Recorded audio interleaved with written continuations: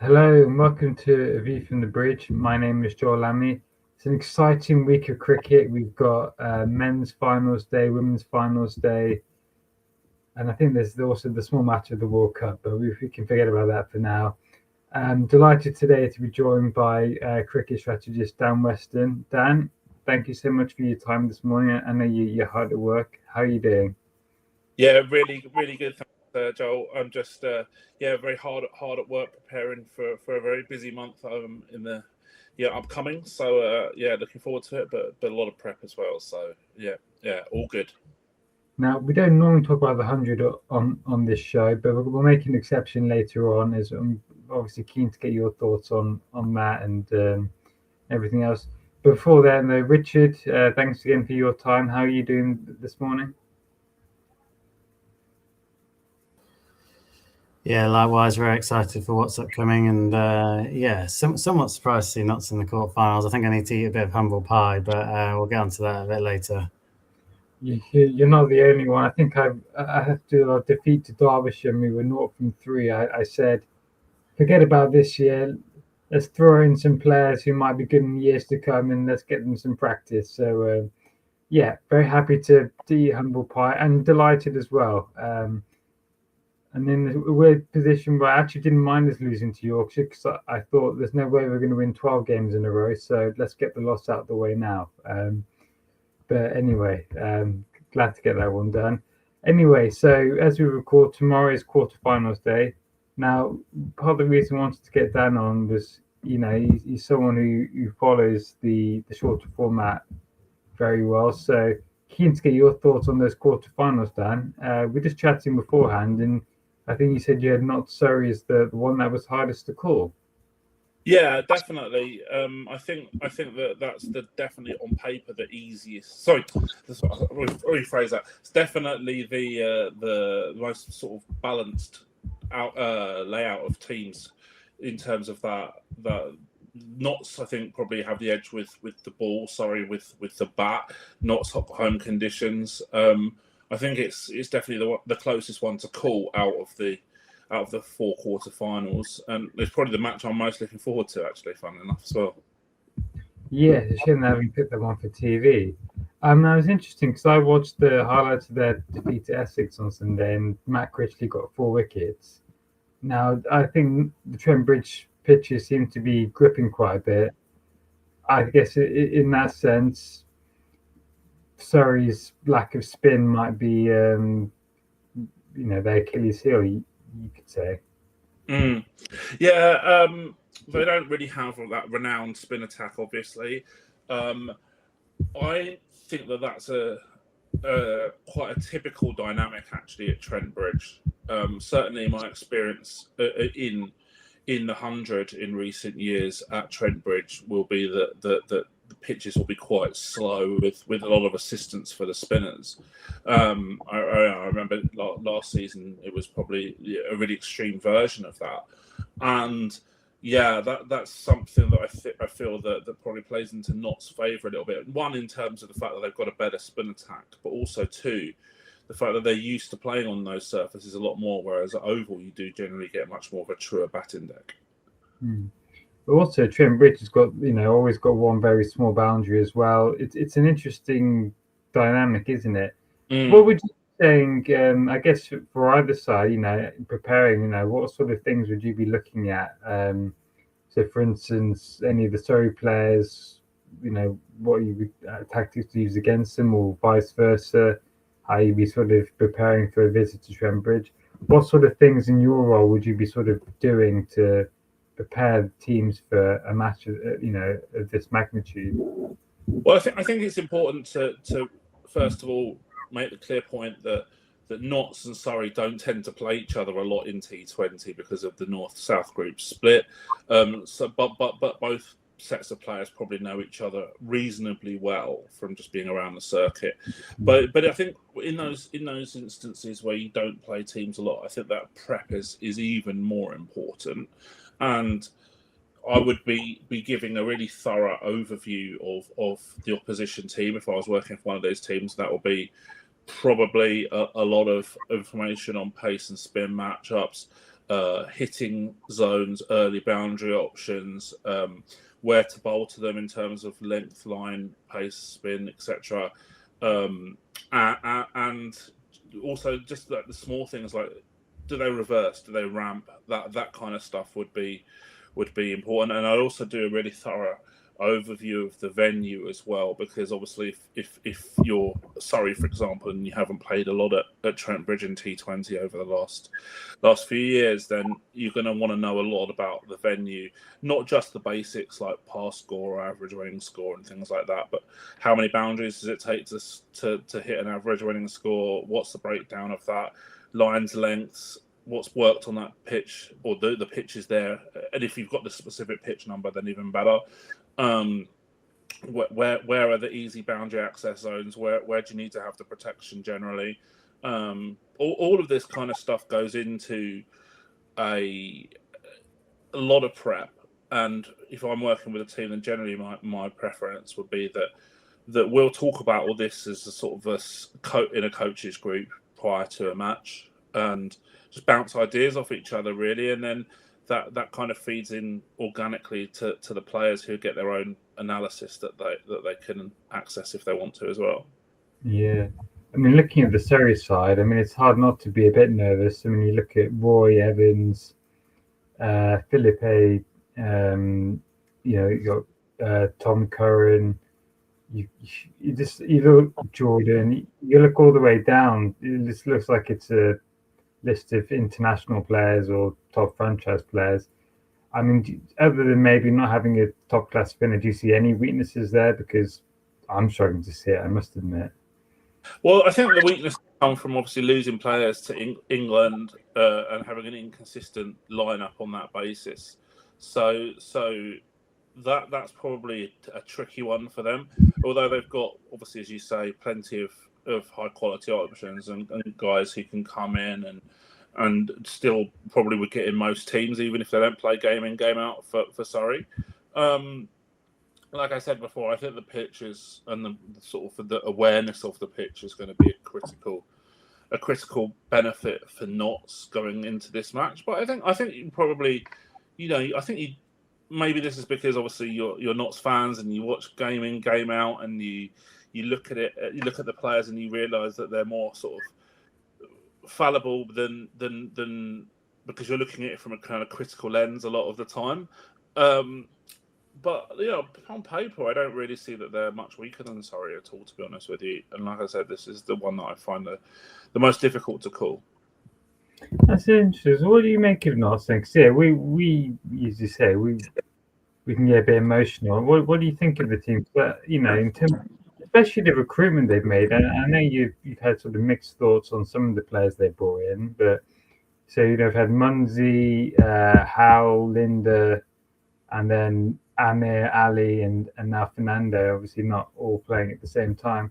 How do you know? What do you maybe sort of the way they've gone about putting the side together? Because I think there was a bit of concern that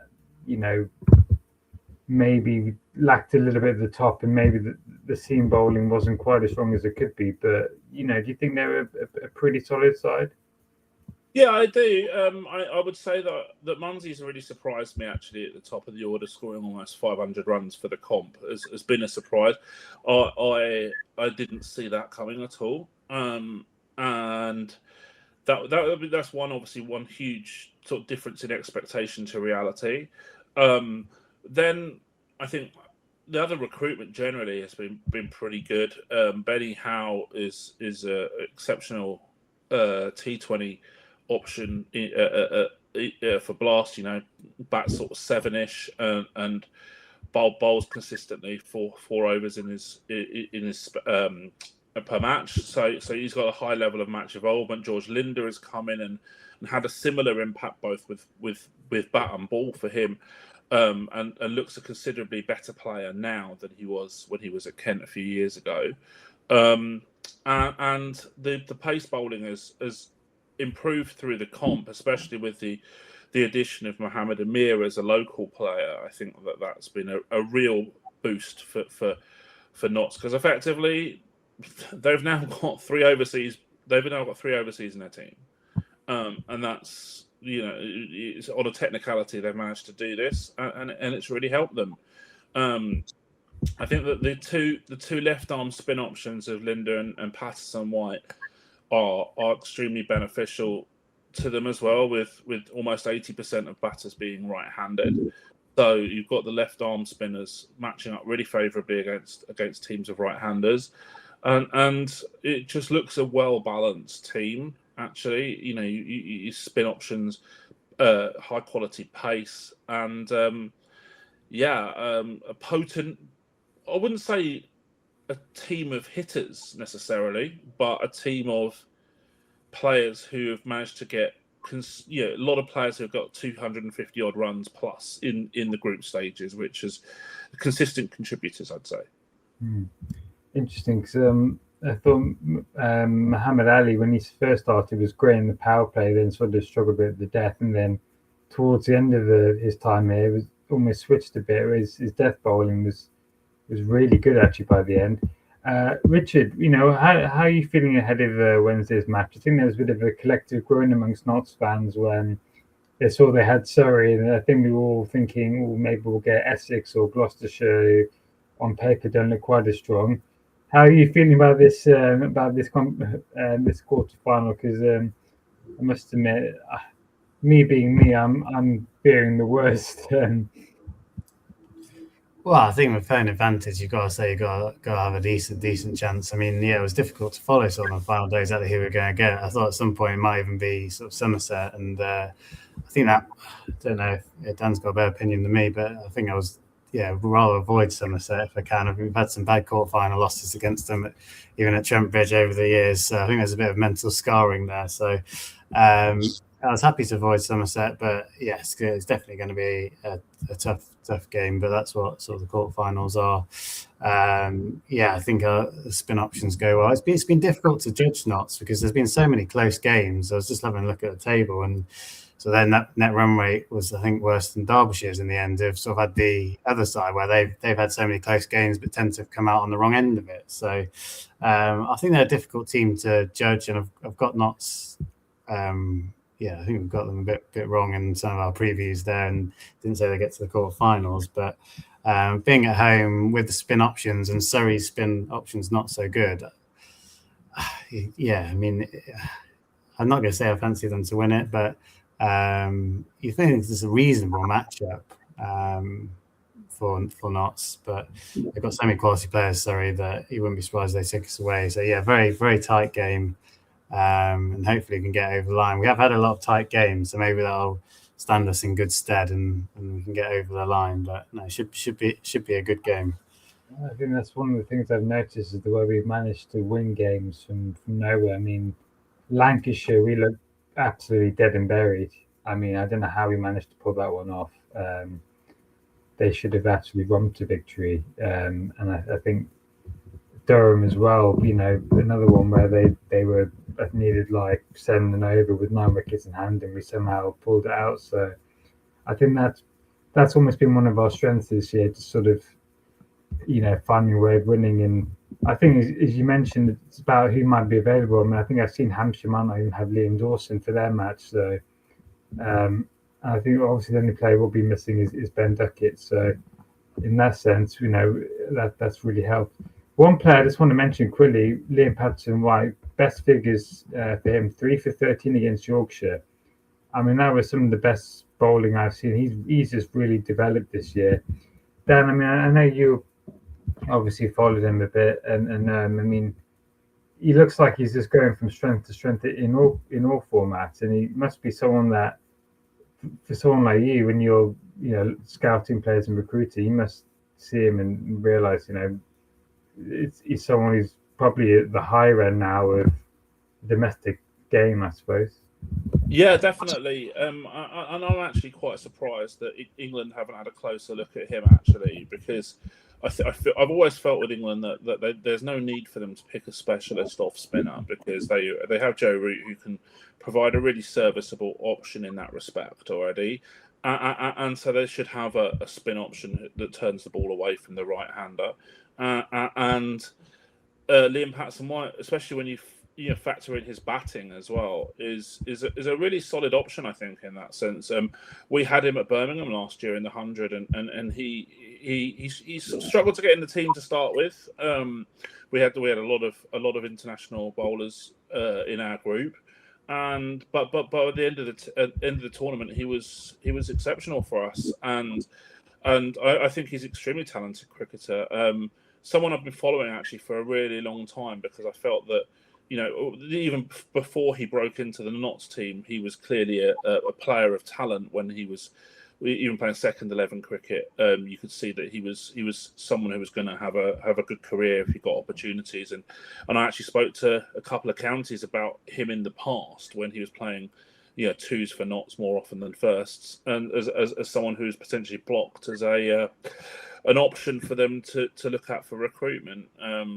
Obviously, he did eventually get his chance at Notts, which was obviously to Notts' benefit as well. So, very talented cricketer. I think the sky's the limit for Liam Patterson-White. Really, I'm quite a big fan.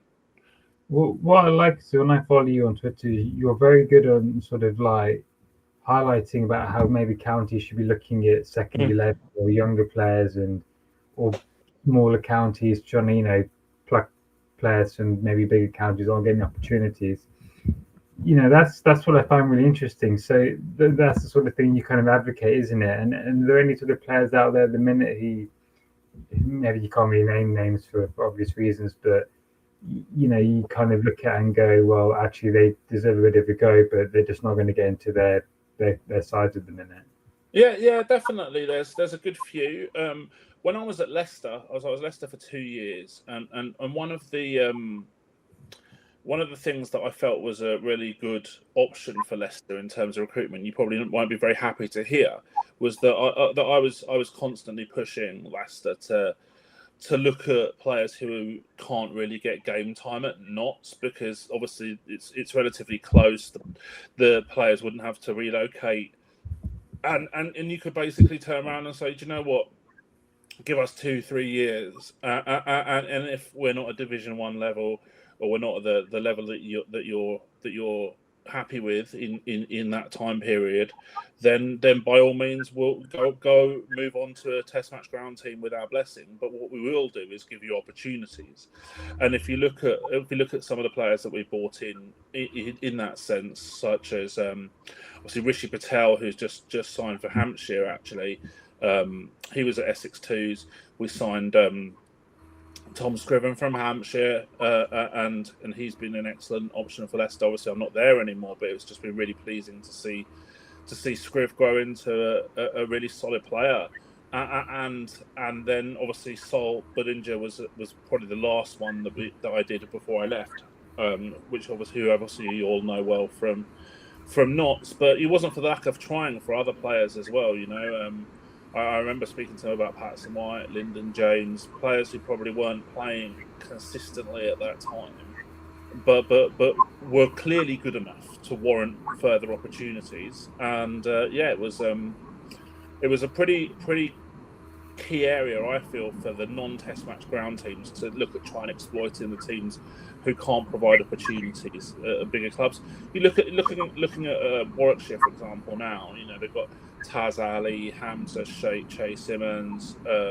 They've got quite a few talented young players, and yet they don't really get the opportunities perhaps that they would like as players. And I'm sure their agents are thinking, well, is this the right place for them? I don't know.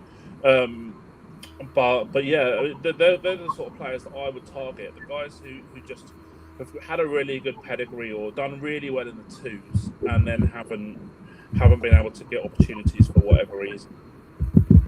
No, you mentioned Hamza Sheikh. Him and Dan Shiani were excellent against Notts in the second 11 T20 final last week. I mean, Yanni, some of his sixes were just absolutely extraordinary, and Sheikh just looks a class act every time I see him. So, yeah. But I'm glad you were unsuccessful in taking some of the other Notts players away. It wasn't for the lack of trying, anyway. No, well, I'm glad they stood strong. And it'd be interesting, though, because there's a lot of fast bowlers in the Notts seconds at the minute who just they're not going to get many opportunities. I mean, James Hayes has gone out on loan to Gloucestershire, and I think last game he had a bit of a difficult one, but the couple before then he did really well. Rob Lord, someone I really highly rate, but he's only going to play one championship game, and now he'll probably play one day cup stuff. There's others as well. So and Farhan Ahmed is another good example of someone who's just played I think one game all season, and that's got to be a concern going forward, because unless Liam gets called up by England, you just think, other than the one day cup, when's he going to play? So it's tricky, isn't it? Yeah, and I think that this is one of the key points, actually, that I think that counties really kind of generally struggle with. It is that kind of future planning element of things, and trying to work out how players aren't going to be blocked with their development. So, for example, you've got Farhan Ahmed, but how do you get Farhan Ahmed into a team with Liam Patterson-White in it? How do you get Farhan Ahmed into a team full stop at the moment is a difficult one. But what I recommend for counties is I look at like a 1-3-5 year plan.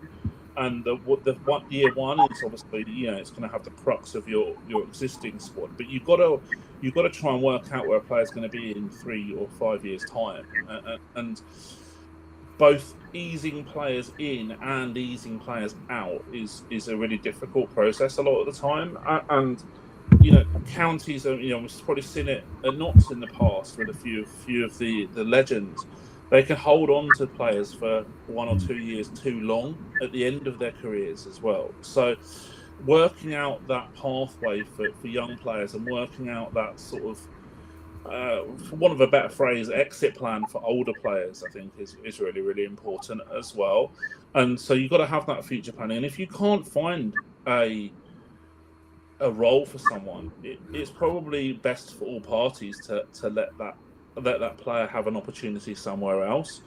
Now, there's been a bit of chat recently in the industry about transfer fees coming in, and I'm a big advocate of that. I think it would be really good for the well-run teams to be able to do that. So, for example, like in this situation, let's just say hypothetically, Notts can't offer Farhan Ahmed a guarantee or any kind of, not that they should offer a guarantee, but like any kind of pathway at this point in time. What you might do is say, okay, well, sell him to, plucking names out of the air, Leicester, and we'll get some money in now, but we'll have a buyback option in 2 or 3 years' time if he's played a game in, game out, or you might have a sell-on clause or something like that. That stuff I think is really healthy, and I actually think it will really benefit the England team as well, because young players suddenly become much more of a valuable commodity, and older players don't tend to become a commodity, and therefore it's going to give more opportunities to young players, which can only be a benefit to the national team. No, I also think it's only fair as well. I think for some of the other counties to lose their best players, that they should get compensated. So now I'm fully on board with that. Just quickly on the Blast, is there any players that sort of caught your eye this year, and who you fancy to go all the way and win it this time around? Yeah, I think the obvious player that's caught my eye, but I already knew how good he was, is Aaron Donald at Derby. Off the charts numbers. 2 years in a row now, just smashed boundary records, strike rate records, 6 hitting records. I'm really pleased for Nye because I know him well. We had him at Birmingham for a couple of years as well, and lovely guy. Really pleased for him and his family that he's now becoming a lot more successful, and I'm sure that if he has a solid 100, then he's going to be in demand in the franchise circuit over the winter as well. So he would be my absolute standout player for the Blast for sure. But in terms of who I think are going to win it, it's a difficult one because we've still got 8 teams left, and I think probably 4 or 5 of them have got a realistic shot of having, will be disappointed if they don't get to the final, for example. And obviously knockout cricket, a lot of stuff can happen because it's very rare that in knockout cricket anyone's more than a 60-40 favourite. I think Hampshire looks solid with the ball. I fear for their batting a little bit. It looks a little bit inconsistent, but with the ball, they look pretty good. And I think crucially with the ball as well for Hampshire is that they have an attack that's suitable for most surfaces as well, so that variety might help them a little bit. Northants obviously had the best record in the group stages, so they're obviously a team that should be well respected. Somerset are the form team going into the knockouts, having turned around a losing record to nick second place in the Central and West group. I think that their batting obviously is their strength. Both the Roos have come in and done well this year. They've looked a lot stronger since Will Smead got back from his broken hand as well, and he's got a lot of runs in the second half of the comp, which I'm very pleased for as a Birmingham player for me for the 100, and also just for him as a human as well. Really pleased for Smeady. And then obviously that Notts, Yorkshire, Surrey, 3 big clubs will have ambitions as well. I look at Gloucester and Essex probably as the 2 that are least likely to lift the trophy. On the weekend. Oh, that's very interesting. Thank you for that. And just want to touch on a couple of other things very quickly as well. One Day Cup starts next week. I always find it's one of my favorite competitions because you just get to see all these players. You don't, all these young players really making sort of stand out. Is there anyone in there in particular that maybe you'll be keeping an eye out for? Or is it just will you have time, I suppose, with your 100 commitments? And what do you think about it as a sort of potential breeding ground? Yeah, I think definitely. I think with the greatest of respect to the One Day Cup over recent years, it has been a bit of a, in inverted commas, development competition whereby teams have not always had the sole objective of winning the tournament, but to blood young players at the same time. But then that always sort of uncovers some real interesting young talent at the same time. And there's definitely players that I'm keen to look at. Now, I think with the 100 turning into the auction and bringing in the IPL teams and slightly bigger squads, a lot of the good young players have gone to 100 teams already. You're looking at like Thomas Rue, Ben Mays, Caleb Faulkner, for example, guys who have been in the under-19 setup. But one batter that I'm really, really interested in hoping that Kent give him an opportunity would be Ben Dawkins, who's done really well at under-19 level and someone that I think could easily be a strong player at county level within the next year, and potentially then move on to franchise cricket, 100, etc. as well. So he would definitely be one. The guys at Warwickshire I mentioned already, Taz Ali, Hamza Sheikh, you mentioned Jani, and those guys I think are really putting themselves in the shop window to some degree actually in this tournament if they're not already. And then you've got other players up there like Michael Booth, Nathan Gilchrist, who haven't always had a lot of opportunities in the championship so far this season, and will be obviously looking forward to getting some game time. James Hayes, probably from a Notts perspective, if he gets opportunities, him and Rob Lord, as you mentioned earlier, look really good prospects, and I would assume at least that they would form the crux of the pace bowling group for Notts in the 50 over comp. Oh, very interesting. And you don't say no one talk about the 100, but I'm keen to get your. We're not going to debate the merits of whether we should be having it or when it's played, that sort of thing, because that's a whole other argument. But I'm just interested from your perspective, what it's been like being part of it, that process, and does it feel different this year? Obviously, you mentioned the new owners who come in and all that, and what's it like being part of, and how does it compare to sort of the other franchise competitions that you're part of? You've worked for quite a few, haven't you? Yeah.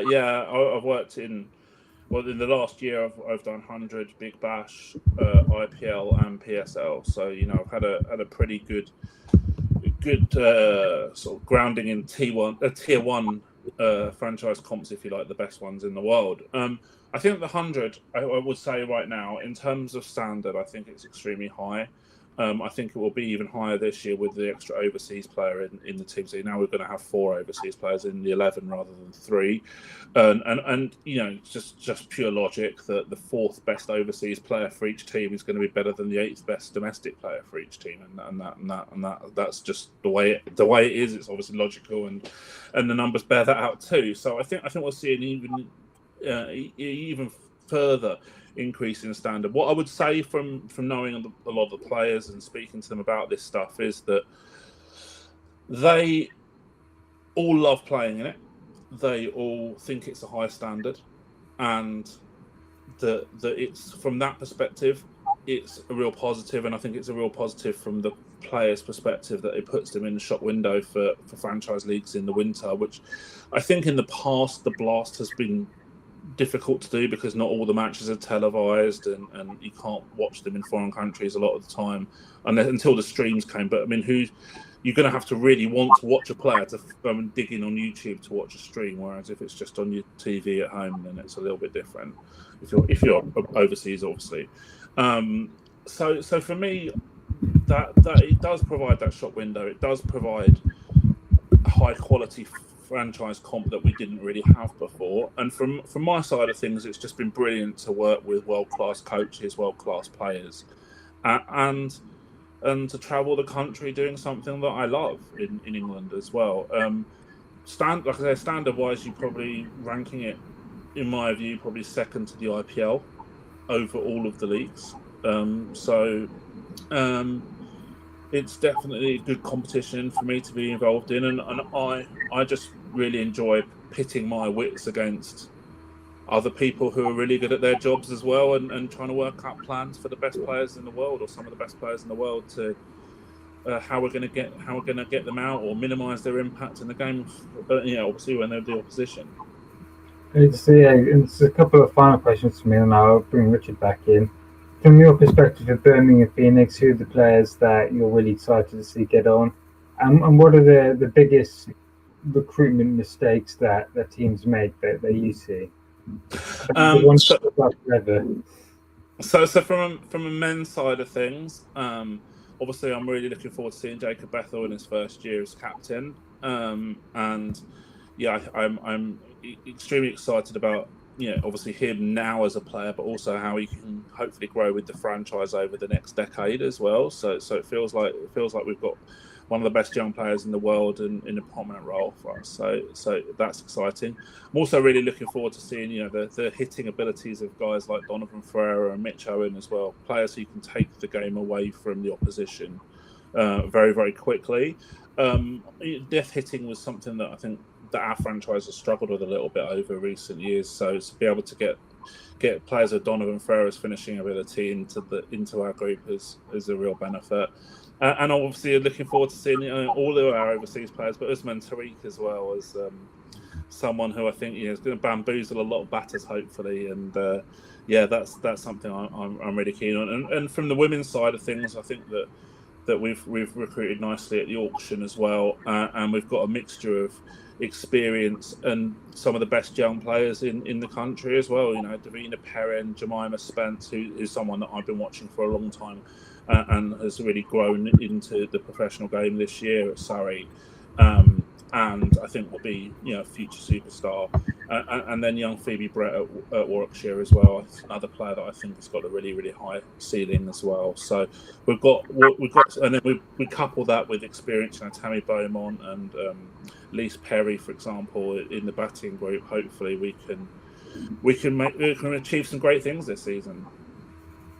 Jemima Spence pulled off one of the most incredible stumpings against the Blaze that I'd seen for a long time. So absolutely, and just in terms of recruitment mistakes, I know you always go on about that a lot on Twitter about the way put together their sides, and I know you're critical of the way India, for instance, put their T20 team together against England recently. What are the common mistakes that you spot that sort of infuriate you? Probably one of the most infuriating ones would be like team balance.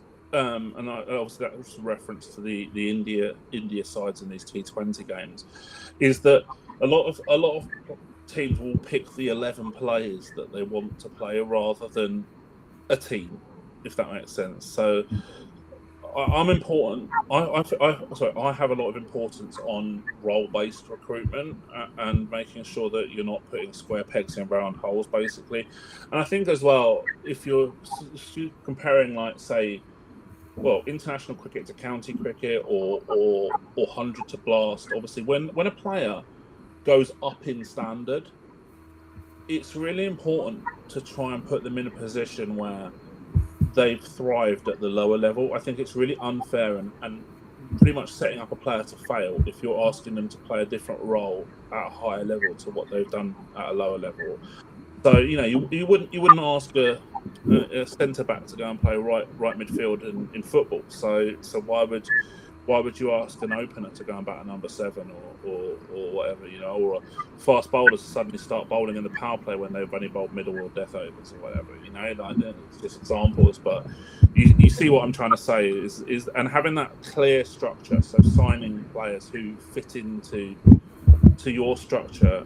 A lot of the times teams get seduced by names, and they might have 6 batters already who are really good and all going to play, and then suddenly a player comes up that is really cheap, and they think they can't avoid, but he's another batter, and they really needed the bowler, but they still buy the batter, kind of thing, and that's a common mistake.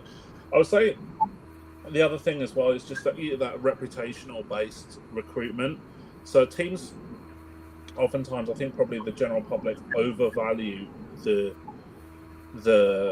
amount of work that some teams put into recruitment events, and so there might be a name that comes up and who might be on the decline, but the teams just can't avoid them, and I think that's a common mistake. And I think another mistake that teams make is that they recruit too much for, in inverted commas, commercial value. And look, I can tell you right now, probably no more than 10 players in the world will put a significant commercial benefit onto their name in recruitment. So probably less than 10 players will sell you a significant amount of extra tickets. Less than 10 players probably are going to make a massive dent into social media kind of penetration. And so actually, what's the point? And if you're an IPL team as well, in particular, right? If you're an owner of an IPL team, you've probably got, you're extremely wealthy. You can probably buy pretty much whatever you want in terms of, commercial things. You can go to a shop and you're not even going to look at the price tag. You can go to a restaurant, they'll be the same thing. You can do whatever you want, and that's the situation that you're in. But one thing you can't buy is a title in the IPL. There's nothing that you can do about that. So wouldn't it make sense to spend some of your money to find recruitment experts to help you in that aim, rather than just trying to say, okay, well, I'm going to sign this guy because he might make me 100 grand on ticket sales or commercials or something like that. But 100 grand for them is nothing. So why would you do that? Just pick your best players. And pick, like I said, it's the one thing you can't buy is success. But what you can do is put the best building blocks in place to achieve that. Very interesting.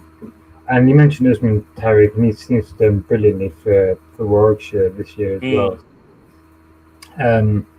One thing I found surprising was Calvin Harrison hasn't got 100k. I mean, I just find that shocking, really, considering how good a player he is. But good news for Northants.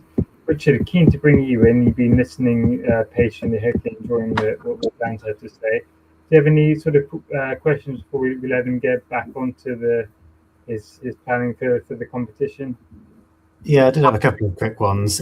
First one was sort of around sort of batting depth in shorter format and how much value that there is. I mean, lots of people talk about stacking the batting, but surely at some point in formats, the number of batters you have will just make it that their impact's going to be very minimal. So you surely need to focus on their main facet, which is obviously like spin bowling or bowling. Is there like a certain number, or if you're going to bat, would you say that how much they can bat is sort of reduced so that you don't take too much into account? And how much value is there in stacking batting? I know there's so many variables, but yeah, it's a great question, and I think that it's extremely nuanced. I'm a big fan of batting depth generally, but you can structure it in quite a few different ways. So, for example, one way that you can achieve batting depth, and this is probably one of my preferred kind of recruitment tactics, if you like, is to find batters who bowl match-up spin.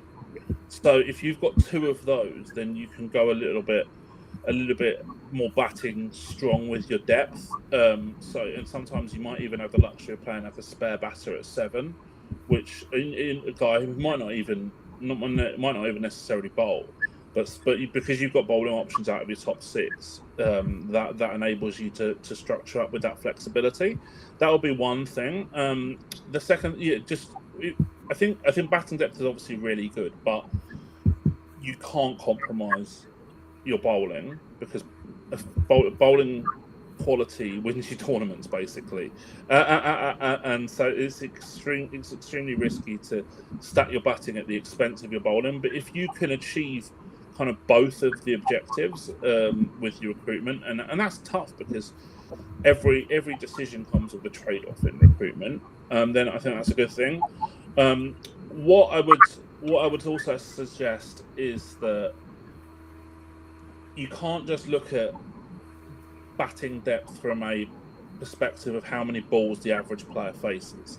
So, for example, you might say that, just plucking figures out of the air, that in a specific tournament, the number 7 faces 10 balls on average, and the number 8 faces 7 balls on average, or something like that, right?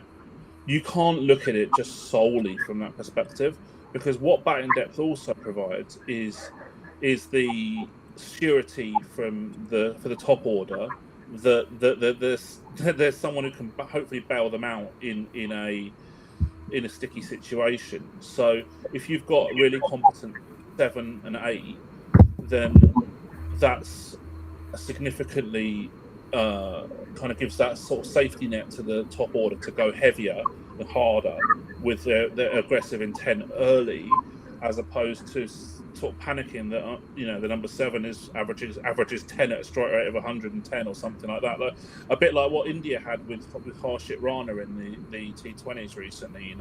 That doesn't give you that sort of free reign, if you like, to bat more in an attacking style. So I think that's important to rationalise as well. So it's not just what they do; it's what they could do in theory as well. That's fantastic. Yeah, it's one of those doing this a lot of game of opinions, but there's so many nuances to think about it. That's that's fascinating. Yes, the next one I was going to just also ask about how easy or what do you do to like work out if a player's on a particular hot streak or they've naturally raised their game to another level? Is it? I mean, it's again sort of a nuanced, difficult question, but is it hard to decide for someone, especially in short format? There's a lot of risk involved, and sometimes it can just be a bit of luck and they're on a bit of a hot streak. But yeah, I would say that there are a few key indicators that I would look at in that sense. So the younger players, for example, I'm going to be paying a lot more attention to that than older players, because having a player having a career turnaround at 30s is pretty unusual. I mean, it does happen, but it's not commonplace. Young players will evolve sometimes quite quickly. So what I would look at in that sense as well is I'm not going to look at just basic stuff like they struck at 180 today or whatever. I'm going to say, okay, what have they done that's different? So have they started to implement a ramp into their game? Have they clearly worked on power hitting over the winter, for example? And you can look at players' shot options that they take. if they're starting to take a lot more aggressive options, then you can see that maybe that's a mentality change. If they're starting to hit a lot more sixes, then maybe they've improved their power significantly. And you can compare all this to previous seasons, for example, as well. So there's a lot of indicators that you can use to work out if a player has changed their style of play, as well as just looking at outcomes, which are, outcomes are important, but working out why a player and how a player has changed is also extremely vital as well, especially when you're dealing with smaller samples of data.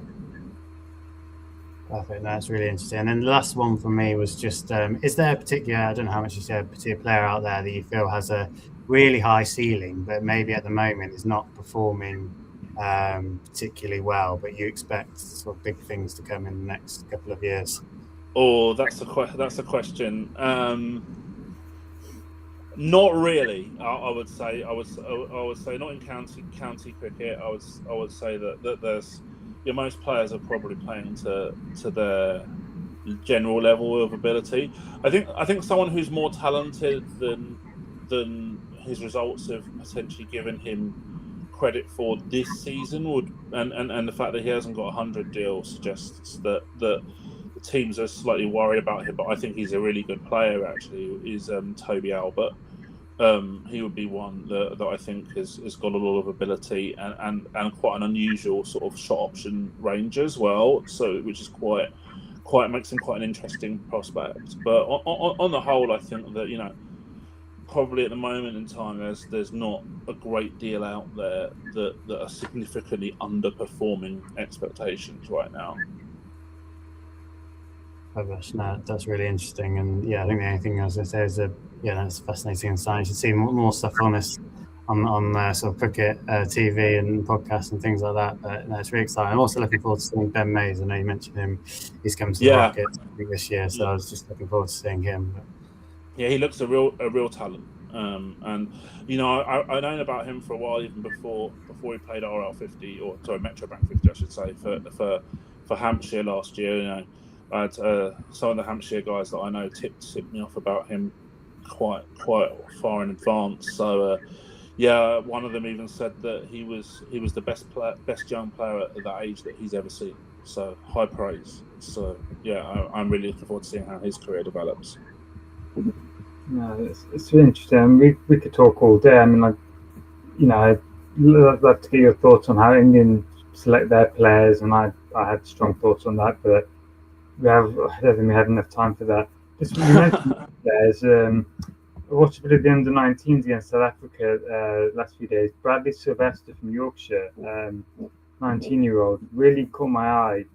Didn't have the sort of raw pace like a James Minter or something like that, but the way he was moving the ball off the pitch, his accuracy, really impressed me. So I thought I'd give him a bit of a shout out. Obviously, Caleb Faulkner will catch the headlines for his batting, but no, someone like this I'd mentioned quickly. We're talking about young players. Dan, it's been great to have you on. The time's just flown by, and we could chat cricket all day, and I'm insanely jealous you get to do that. It's your job, must admit. So we're going to take a bit of a break. It's going to be a very stressful day tomorrow with the cricket and the football, and then hopefully the Blaze on Friday, and hopefully Knox on Saturday as well to look forward to. It could be a roller coaster, and who knows, maybe England Sunday as well with the World Cup final. It could be interesting week. Thank you to everyone. Question for you before I go. Question for you. Yes. You got a choice between a Knots Blast title or England winning the World Cup. What do you choose? England. I'm a patriot. England for everything. So. Yeah, I've seen Knots win the Blast a couple of times. So I think if Knots hadn't won the Blast, it might be a bit different. But I've seen them win a couple of times. So. Fantastic. Well, I'm hoping that I can be there at the finals day. So that will be a good day, hopefully, and I'll be thinking of you guys when if Knots get there. Thanks. I'll be probably furiously tweeting away tomorrow because I find that's one way that calms me down. I struggle to actually sit and watch matches. Sometimes I actually pause the stream, take a break, check the score and then just fast forward through to the end, because I almost can't. I find it too stressful at times. So that's what it's what support is, isn't it? I suppose it's and having one final point, having sat through a terrible live stream at Derby, watching Donald whack us for some stupid 20 ball 50 and then scored 230, and the crowd and the commentators laughing at us. To be in this position now, it feels like vindication for sitting through what was a horrible first 3 games of the season. So I'm going to try and enjoy as much of it as I can anyway. So Dan, thank you again for your time. I imagine you might be keeping half an eye on the England game today as well, against India. It's just begun.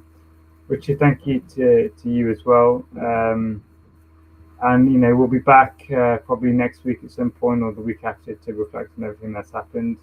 Until then, try and everyone enjoy yourselves, and yes, take care.